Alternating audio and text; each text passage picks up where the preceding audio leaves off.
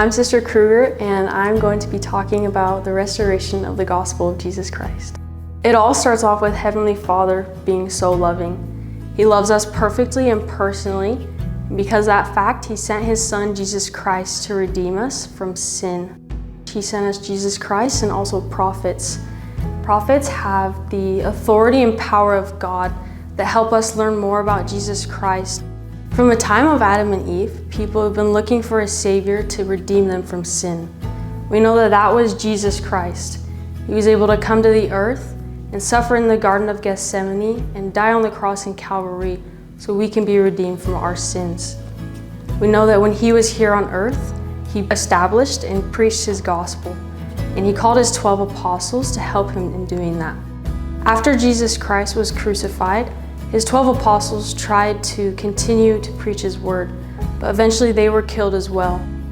The authority of God was lost. There was a period of time where that authority wasn't on the earth anymore because His 12 disciples were gone.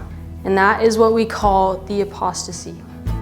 After the apostasy, many people were confused about religion and which church to join.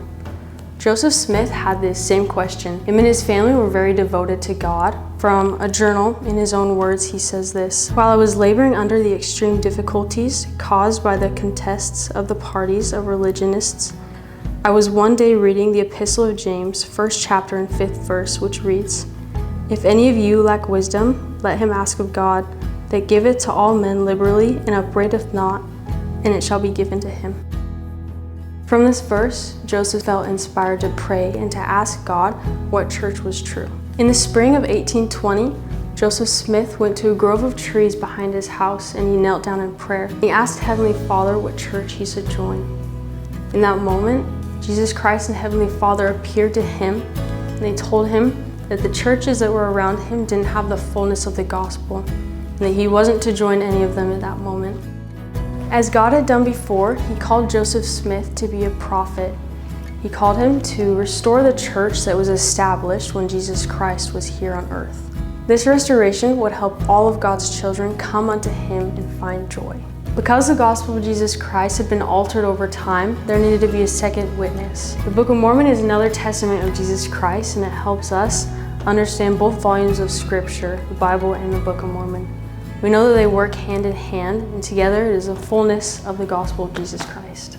A prophet in the Book of Mormon promises us that as we ask of God, the Eternal Father, in the name of Christ, if these things are not true, and if ye shall ask with a sincere heart and with real intent, having faith in Christ, He will manifest the truth of it unto you by the power of the Holy Ghost. And by the power of the Holy Ghost, ye may know the truth of all things. In this verse, we learn that as we read the Book of Mormon with a sincere heart and with real intent and having faith in Christ, that we will be able to know the truthfulness of it through the power of the Holy Ghost. The Book of Mormon and the Bible contain the fullness of the gospel. As we read them together, we can learn more about Jesus Christ. I invite you to pray about the Book of Mormon and how it can help you in your life. I've felt God's love for me as I've learned more about the restoration. And I know that as you learn more about the restoration, that you will be able to feel of God's love for you, and that you will gain a testimony and a witness. In the name of Jesus Christ, amen.